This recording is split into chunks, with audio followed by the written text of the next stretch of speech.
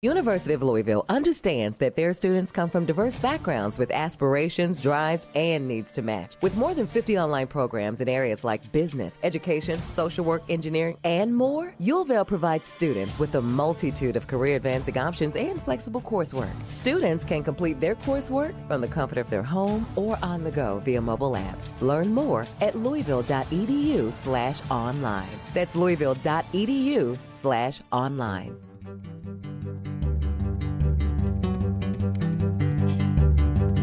From the University of Louisville's Delphi Center for Teaching and Learning.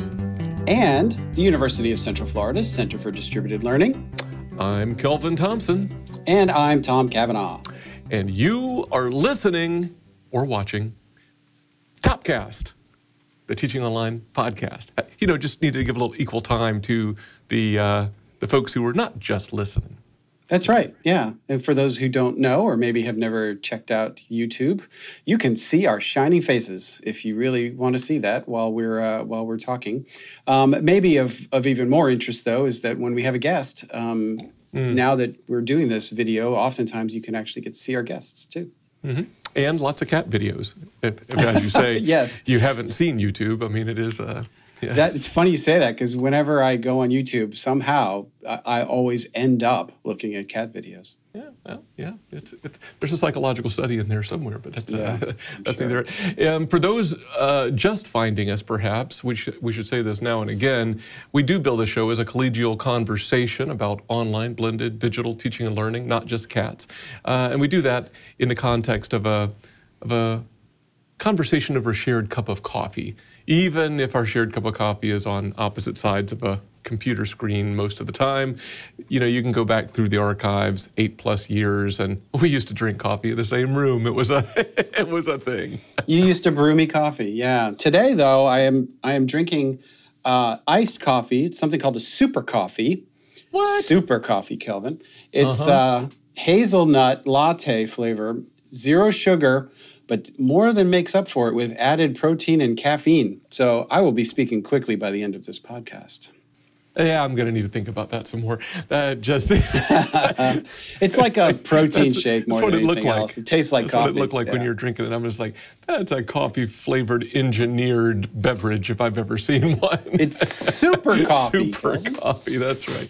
Well, in my vintage purchased from, the only thing I ever purchased from the student pottery sale at the University of Central Florida, one warm and humid day, is this lovely coffee mug, which I used to carry around in the office all the time in Orlando. Haven't dusted it off in a while, and so this will be a good excuse to break it out. In my cup today is a combination, I don't do this too often and admit to it, but it's a combination of 2 sets of beans I had on hand at home, both from the U.S. Pacific Northwest. The first one is called Cafe Carmelita from Tony's Coffee in Bellingham, Washington. And the second one is called Humbucker Blend from Fundamental Coffee in Seattle.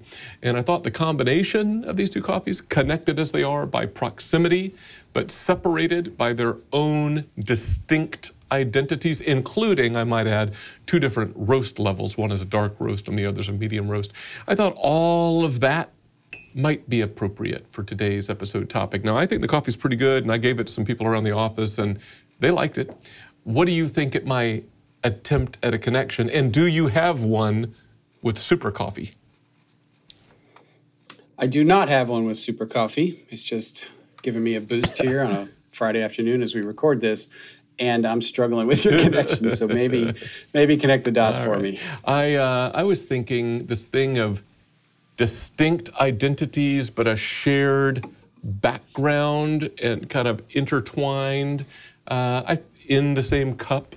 You know, I thought there might be something there in the topics du jour. Okay, I get it, and I think it may be related to our guest today. Yes.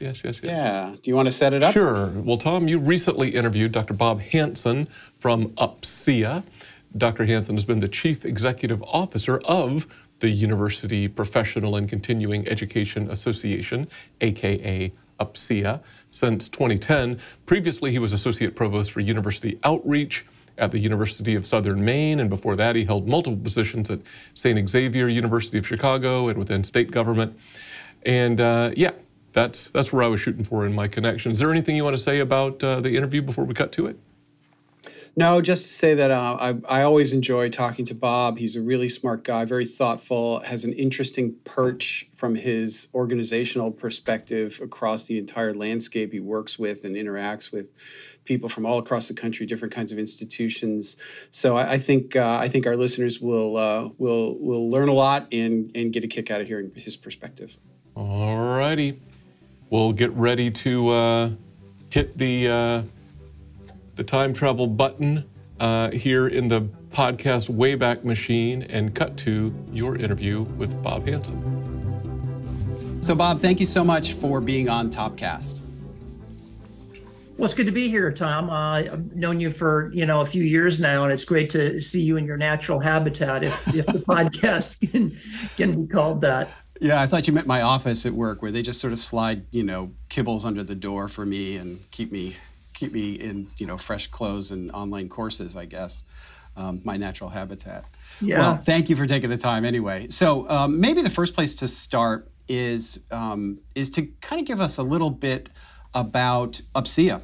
And especially for those that maybe aren't members or aren't familiar with the organization, we've been members for a while and we sort of understand it. And I don't want to make an assumption though. So I wonder if you can kind of give us the 30,000-foot view of the organization, its mission, its membership, and kind of your role in it.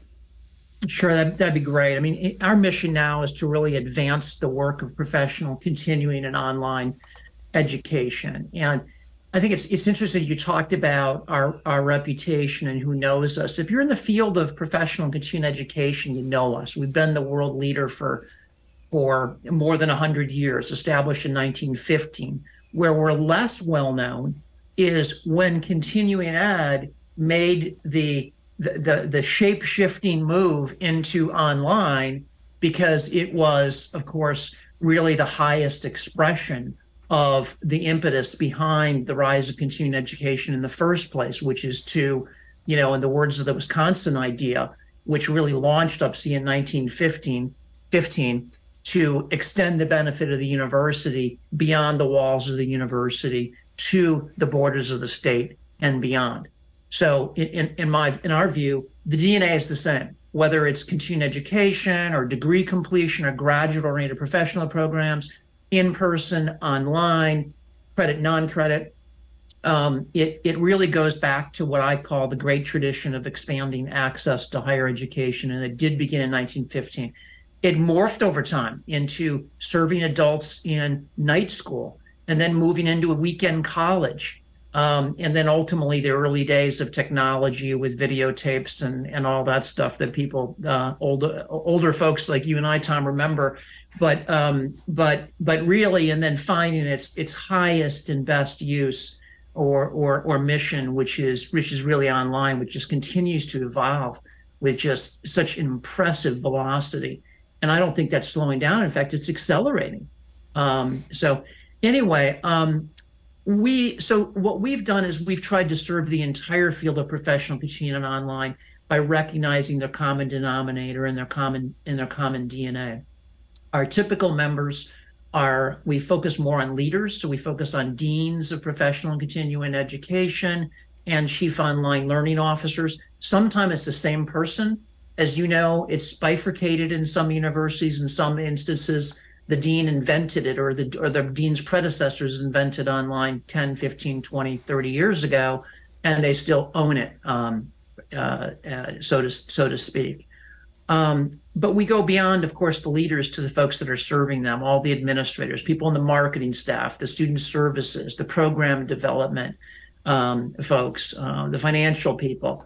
So we dig deep into those organizations. And I think what's different about us is that we take a very entrepreneurial approach to serving the most entrepreneurial people within academic affairs at most institutions. Now, it's a low bar, that entrepreneurial bar, but we soar over that, each and every day.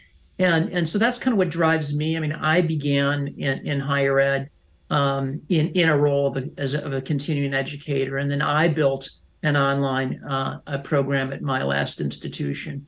And I found UPCEA so refreshing and the mission so refreshing because it was fun to manage an entrepreneurial business that wasn't tradition bound and really restricted really by whatever the faculty thought was the best direction of the institution. And that tension is always there. But anyway, at this point, we tend to serve most of the flagship public universities, the large public universities, most of the best private universities in the country. We have fewer, a lesser reach into the regional publics and privates. I think sometimes they're a little cash strapped and they haven't necessarily invested the time and financial resources into building a viable, strong PCO unit or units, and therefore don't go looking for the kind of resources that we provide. Yeah, well, thank you. How long have you been there in a leadership role? Oh, this is my 13th year. And as far as I can tell so far, 13 has been a lucky number, Tom. Good. Yeah, I'm not superstitious, and I don't think you are. All right, so, kind of given that that kind of, charism of the organization, so to speak, where you mentioned kind of non-credit and credit. I did have one question that has come up. In fact, I've had this conversation at UPCEA conferences. Some people feel like competition within the higher ed space isn't so much between institutions. It feels like there's a lot of students to go around, especially non-traditional students. But potentially the competition is with companies who are increasingly not requiring a bachelor's degree as a minimum for entry into the workforce, and also standing up their own training within their organizations through corporate universities, or like, hey, I don't care if you know anthropology, but if you know how to code this, language to do this job, that I'm going to teach you how to do that. I wonder if you can talk about that, and from your perspective, if you think there is real competition there, and then what do institutions need to do to stay relevant? Yeah, it's a great question. It's conceivably an existential threat if you project out not 10 years, but let's say, well, boy, the way change is happening now and the acceleration of it, who knows, maybe even 10 years, if you're a regional public or private and you're tuition dependent, that could be an existential threat. Certainly within 20 years, that could be. So I think we have to take that really to heart. I think sometimes we in higher education are very parochial. We think we live in splendid isolation from larger market forces and demographic changes and the evolving tastes of learners. So we have to really be aware of this and not dismiss that as lesser, because it's not lesser, because they're well capitalized. They're going to put a ton of money into analytics and the design of it, and they're going to use AI, and they're going to kick our butt if we don't stay with them. So I think the first thing is to acknowledge the threat. The good news is that learners still value college brands, especially local ones, to corporate ones when it comes to education itself. But I think to maintain that edge, colleges and universities will have to fundamentally embrace that challenge of making online programs, degrees, but especially non-credit programs that are bread and butter of corporate offerings, and make them more competitive, because it is an arms race. And I think the only way we can maintain our market share and relevance, or charism, to use your great word for that, is if we neutralize. We're not going to beat the advantage of well-capitalized competitors. Really, the best we can do is neutralize their advantage, so that the special charism of institutions comes through, because that's obvious. Everybody knows what a company wants out of you as a learner. They want revenue. They might want a future learner. Universities want that too, but they also have a public good. that I think is a difference maker when all things are more or less equal. So what does that mean? How do we do that? Well, one thing is we could do more U2B partnerships. I don't think universities are good at reaching out to and partnering with businesses. So businesses aren't going to necessarily want to give to another business the ability to educate its people. They would rather partner with a local university and make that, because that's a nice feather in their cap when they're doing that. But many higher ed folks are not bilingual. They speak higher ed, they don't speak corporate or business at all. The exception is folks that come from the PCO space. And that's where really I think the continuing ed space really helps a lot too, because they've always been bilingual in that regard. And so I think that's important. But the other thing is that we really need to centralize. We need to take our limited resources and expand the pot that we have for that. To dedicate to online and non-credit. But to do that, now we have to expand it. Then we have to centralize core operations. I see too many institutions decentralizing online, and that's fine. If you want to have satellite offices or satellite personnel in the colleges and schools to really engage those faculty, that makes all the sense in the world, particularly if you're a large institution that's already inherently decentralized.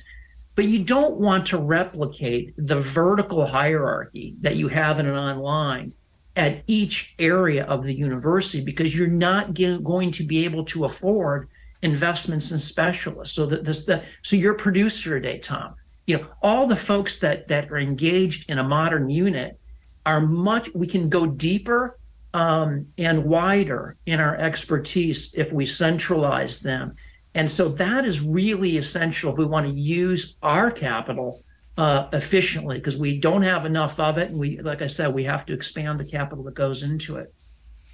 And the other things that we have to really invest in are analytics and AI. If we can do that well, we will neutralize that advantage that the companies enjoy. Yeah, those are great things to consider, especially for people who are running continuing education units. The idea of partnership, of kind of putting your peanut butter and my chocolate together in a way that's going to benefit the company and the institution, leverage the brand of the institution and the educational expertise. It just makes a lot of sense. Right. So I want to move into something that you said in your intro about UPCEA. And you referenced the Chief Online Learning Officer, or COLO.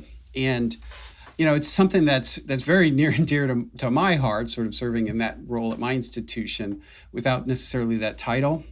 Mm-hmm. But the idea of the COLO is a relatively recent phenomenon. And it's one that I spent some time thinking about just recently when I was chair of the C COLO group within UPCEA. And we spent a lot of time talking about what is a COLO and how do we define it and what are the competencies that make up. And it sort of begs the question of, does every institution really need a COLO? We saw this evolution a few years ago with CIO, with maybe not every institution having a CIO, and they kind of all do now. But I don't know, is online learning different than like core IT infrastructure? Well, I think it's entirely different. It's a totally different skill set in my view. And I was around when I first started in higher education as an administrator. It was 98, around 2000, I started to get into the academic affairs space and continuing education.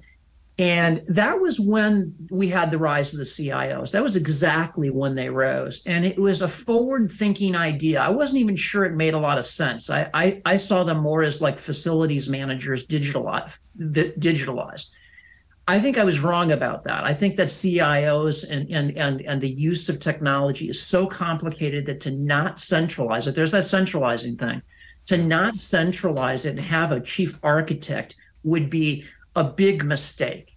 And so they were the partners of continuing educators in building online. I think they built the infrastructure in some ways, the technology infrastructure, but the impetus, the mission, the skill sets, the why of it was driven by continuing education. How do we serve our learners better beyond the campus, and particularly adult learners who can't come to campus? I think the skill set, I think it's just as important or more so. My argument is that's actually more so to have a colo than it is even the CIO. They're both essential. You got to have them both. But the reason colos are so important is because our ability to serve the adult learner via online is the difference between sustainability and unsustainability for more than half of our campuses. Almost all the regional publics and privates fit into that. The only ones that don't are in demography-rich areas like California, the Southwest, Florida. Beyond that, they're in deep, deep trouble. So we've got to have somebody who's really an entrepreneur, really understands higher education or can quickly learn it, and is capable of running the complicated business of online, because it's a very complicated business. Just as CIOs deal with a very complicated infrastructure or universe of technology, the colo has a very complicated business to run. I mean, you're talking about business models, you're talking about program development, you're talking about student services, marketing, enrollment management, internal and external relationship building, understanding larger university structures and missions, adult learners, how they operate and how they're different than the 18 to 22-year-olds, change management. In short, what I'm describing really is a university unto itself, because it's really a different university because the clients are different, the learners are different. So I think it's essential that we move in the direction of colos and to be very clear about who that is, but then building support around that person. I'm not a big fan of somebody who is a leader without portfolio and is just a thought leader. I think you give the resources to that person and you charge them with building a sustainable business for this with clear goals. So yeah. That's I couldn't agree more. Yeah, you know what you're describing is you know I didn't hear a lot about like understand the LMS. I mean, there are a lot of like high level leadership qualities, and when you think about sort of the competencies that make up a portfolio of a colo, like how can somebody who maybe aspires into that role prepare themselves to be ready when the time comes for them to maybe grow into that kind of a role as a career path? Well, Tom, I don't think you set me up intentionally, but of course, the only answer to that question is UPCEA.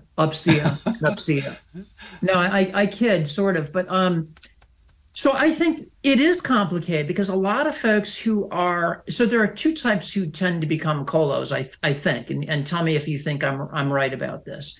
There are faculty members who are currently administrators, for example. Maybe they're just faculty members who are leaders in online, and they get tapped for it. There are others who come up through the instructional designer route and find themselves growing, and they've got some leadership skills and are promoted into that role.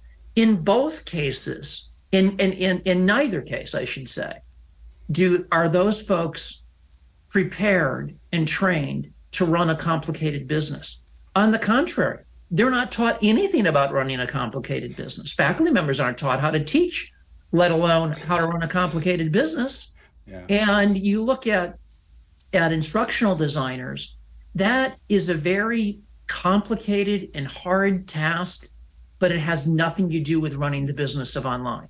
So they're going to have to train up. And what UPCEA has focused on, in contrast to other organizations in the space, is that business side, the administration, all those complicated elements that I already enumerated. I think other organizations have done a very good job at training faculty and instructional designers in online teaching and learning, but they usually stop short of the kind of things that a colo is charged with.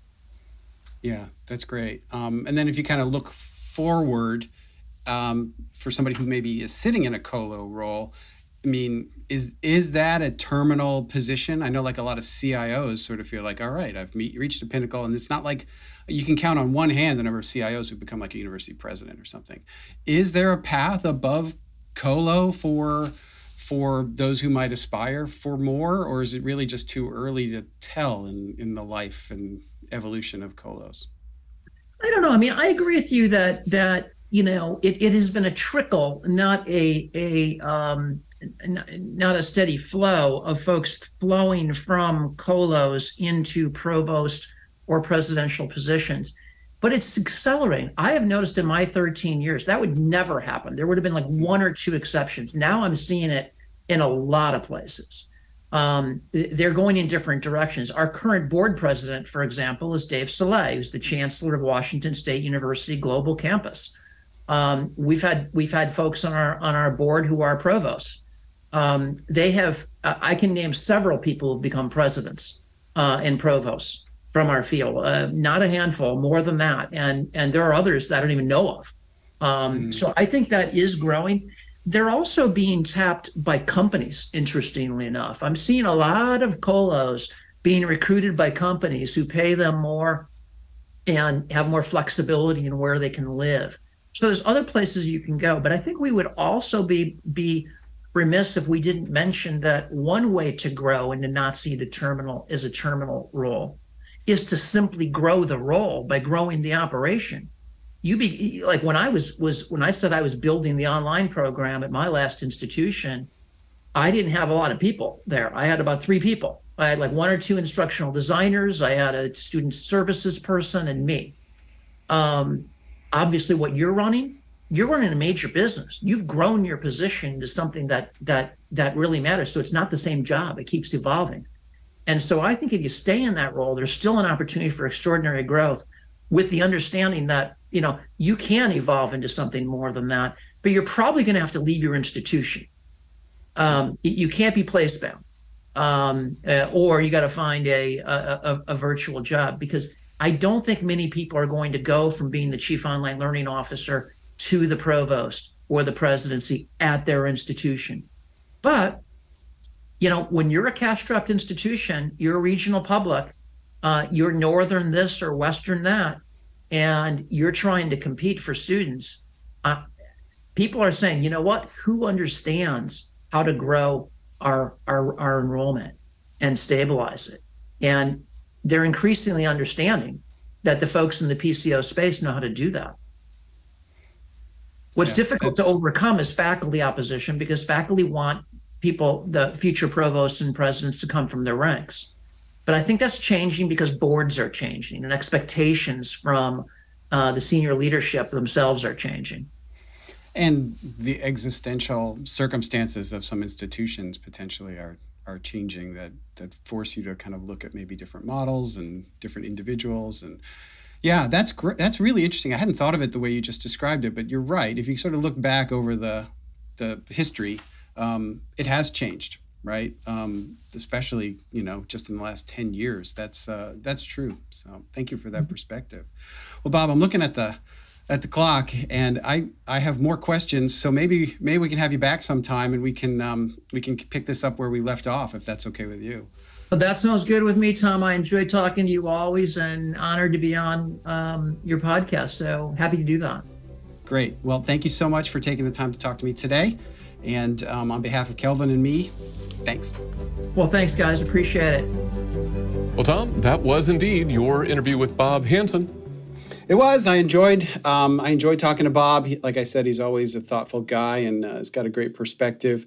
We covered kind of a broad waterfront of topics, but maybe one thing that you and I were talking about kind of off air that was an interesting surprise was that just how long UPCEA has been around. Right. I remember when I was at another institution, we were members of UCEA. Before they became UPCEA, it was the same kind of predecessor organization. But 100 years is that's a good long time for one of these higher ed organizations. Yeah, especially one that touches on online in any fashion. Yeah, I thought that was kind of cool. I also, as we were talking about before we hit record, I think it's worth a side trip for our listeners, if anybody was not immediately familiar with that phrase, the Wisconsin idea. It's one I had to dust off in my head. I associated with some of the classic distance education stuff, and I went down a rabbit trail the other day following all that, and it's really kind of an interesting concept. It's worth a, but so that's that deep historical thing as well. But I'm going to guess that if you want to talk about anything, it's the role of the Chief Online Learning Officer. Yeah, I guess if there's one thing that kind of we have time to highlight, it might be that, and kind of lean into that, because that really is in the bullseye of what you and I typically talk about on this podcast: online learning and online learning leadership. And you know, when I served as the chair of the Council of Chief Online Learning Officers for a while for UPCEA, that was really the focus of much of our work as a committee over that year, trying to define what is a colo, trying to really sharpen the pencil on what are the competencies that are associated with being an effective colo. And then we hadn't gotten to it yet, and I know the organization is still working on it. What are the professional development opportunities that can help fill gaps within those competencies for somebody who aspires to be a colo? And I think all of that is really valuable work. I do think that there is this parallel between this role and that of the CIO, say 15 years ago, or maybe a little bit more. 15 years from now, I think it'll be commonplace to probably see institutions that have a named Chief Online Learning Officer, just like now they have named CIOs. Yeah, I think that'll be interesting to watch. Plug here to our episode 133.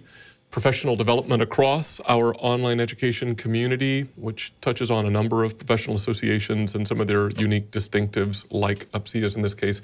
I also liked the phrase that you all talked about. You used the phrase running the business of online education, and I thought that's an interesting hook in terms of the lack of formal preparation, although we certainly have some of the leadership programming through several of our professional associations that I think try to do that. They bring in folks to, kind of get at financial stuff and organizational change models and logic models and things like that. But that takes nothing away from UPCEA's special emphasis.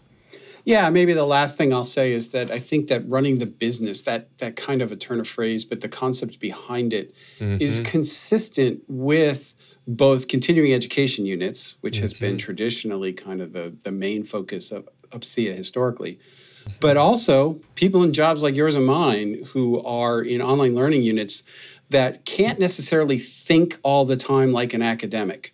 We have to also think like a business person. Like we have to run an enterprise, an operation with the academic kind of core product, so to speak.